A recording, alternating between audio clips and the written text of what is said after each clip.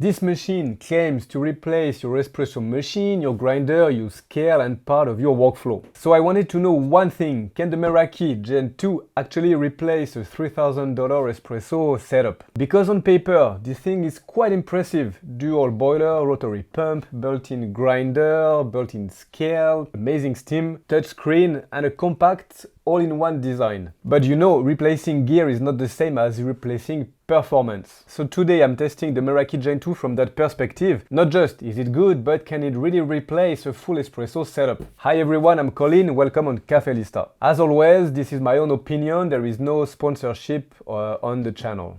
So I'm not looking at this machine as a pure beginner espresso machine because I don't think that's what really the Meraki is. It's easier than a full manual setup in some ways, but it's not a push-button automatic machine. You still grind, distribute, tamp, lock in the portafilter, dial in your espresso, and of course clean up after every shot. And that's important because this is not a guided beginner espresso machine like the Breville Oracle Jet, for example, or the Ninja Luxe. The Meraki gives you tool, weight, temperature, pre-infusion, steam setting, but it still expects you to know what those tools mean and what to do with it. So the real question is not, does it do everything for you? Because it doesn't. The real question is, does it remove enough friction to make this all-in-one format worth it?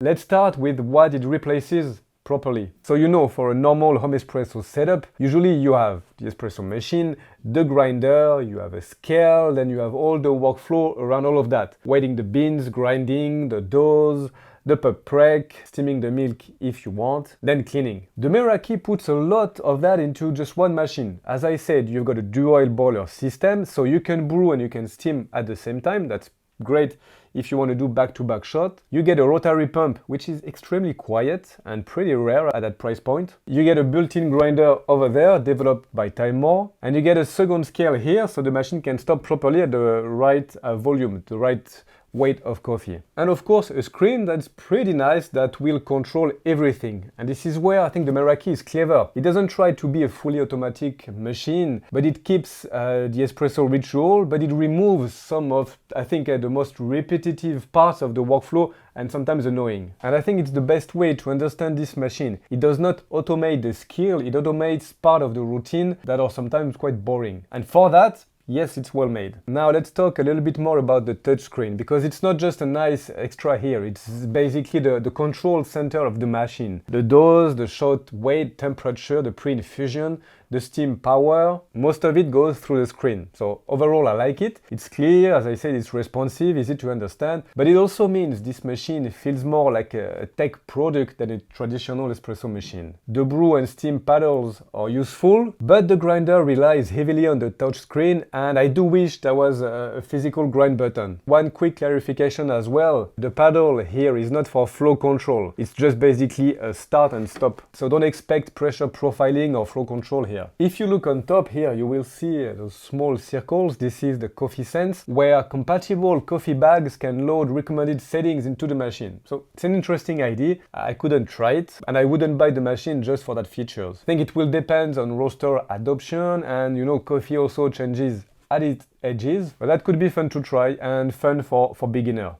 Now let's look at the workflow. I will not overlap this, but I do want real numbers, so we'll try, and I'm going to check 4 things: the accuracy, the shot weight accuracy too, and the workflow time. And you will tell me if you think it's faster or no. First thing to try, of course, is the grind-by-weight system. It is pretty well done. Usually I ask for 18.5 grams. So sometimes I got it right and sometimes I had a slight variation. It's not huge, but this is where I had mixed experience. When it works well, it's very convenient. You place the dosing cup, you press the grind, and the machine gives you a dose without having to use a separate scale. It could make the workflow quite fast, and that makes also the setup feels cleaner.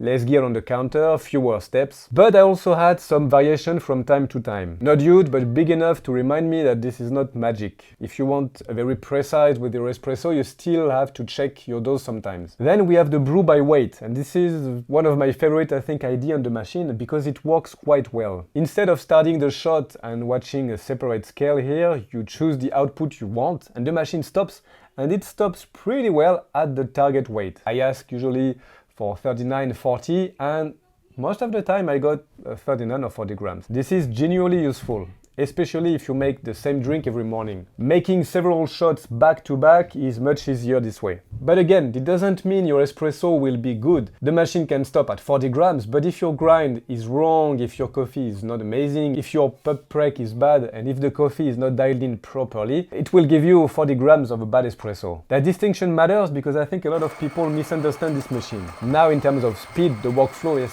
pretty good. You grind in the cup, you distribute, you tamp, you lock in, you brew by weight, and if you're making milk drinks, you can use the steam wand with the target temperature at the same time. So overall, less moving things around, yes, for sure, less counter mess, a bit of less mental load, but cleanup is still cleanup, right? So it is a little bit faster, it is a little bit cleaner, but you still have to clean everything around, and sometimes it's not also easy with the machine. If you use the bottomless portafilter, it could spray here in between, it's hard to clean. And this is where I will quickly mention my espresso guide, because every machine like this, you still need to know what change when you run a shot that's too fast, too slow, or too bitter. I created a free guide and I will leave the link in the description, you can go have a look. Now let's talk about the extraction. And the Meraki can make very good espresso. With medium and medium dark roast, I think it makes here a lot of sense. I had pretty good body, great texture, and we have enough control to dial in our espresso properly. The machine itself has a serious foundation, as we talked about the dual boiler and everything else. So the brewing side is not the weak point for me. Yes, you might know where I'm going. The bigger question is the grinder. The built-in grinder is convenient, and for a lot of people it will be good enough, especially if you drink this type of medium roast and a lot of milk drinks.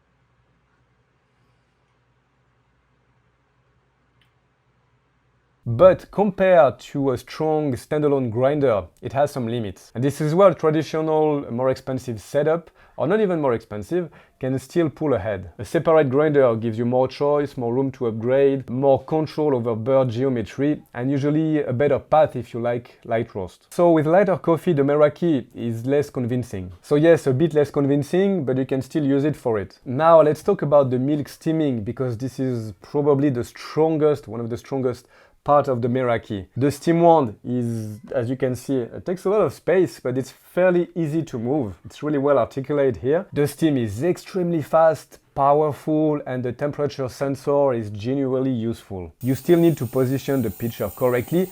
You still need a bit of technique, but for a daily milk drink, this is extremely comfortable and fast system.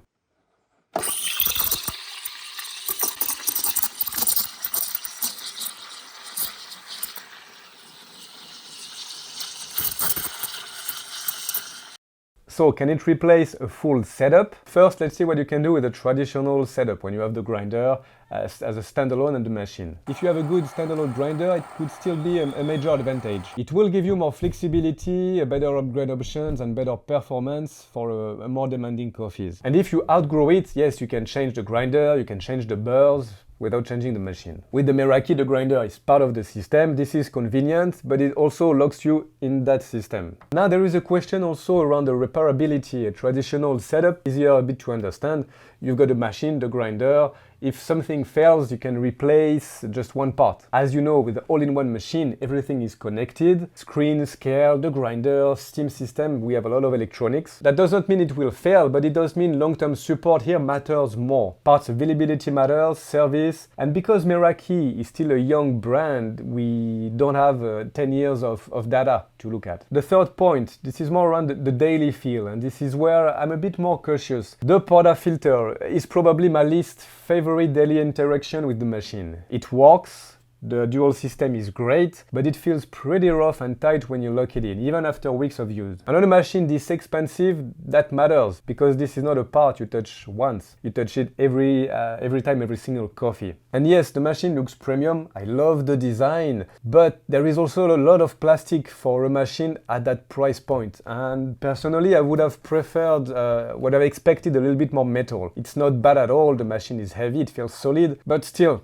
And the fourth difference, yes, you get the hot water function for Americano, for example, but the machine still loses some of the classic espresso machine conveniences, like a proper cup tray on the top, for example. So this is not a deal breaker, but it's part of the trade-off for the design. And by the way, if this kind of detailed review helps you, please hit the like button. We're on YouTube and it's really helpful for me to continue producing this content. And if you want, you can also subscribe. Again, that really helps us. Thanks. So what do I think about the Meraki? Can the Meraki Gen 2 replace a traditional 2,000 or 3,000 espresso setup? For the right person, yes. But not because it beats a great machine and a great grinder. I think it replaces friction, it replaces clutter, and it also replaces some of the workflow. It does not replace the espresso knowledge, and this is, I think, a key point. If you want one beautiful machine on your counter and you mostly drink medium dark roast, you make a lot of milk drinks, and you value convenience more than having the perfect upgrade path, the Meraki makes a lot of sense. It gives you a serious espresso machine, a convenient grinder, built-in scales, a good steam, and a much cleaner workflow. But if you already own a good grinder, if you love light roast, if you care a lot about repairability, and if you want the best espresso performance for the money, I would still lean toward a separate machine and a grinder. So yes, the Meraki can replace a full setup for the right person. This is not a gimmick machine at all. It's also not the new end game for everyone. It's a very interesting middle ground. Let me know in the comments what you would choose. What do you think about this machine? All-in-one machine like this, or a separate espresso machine and a grinder? But wait, don't leave yet. If you like this video, I'm pretty sure you will love the one appearing here. As usual, I hope you'll have a good week. I'll see you soon on Cafe Lista. Ciao.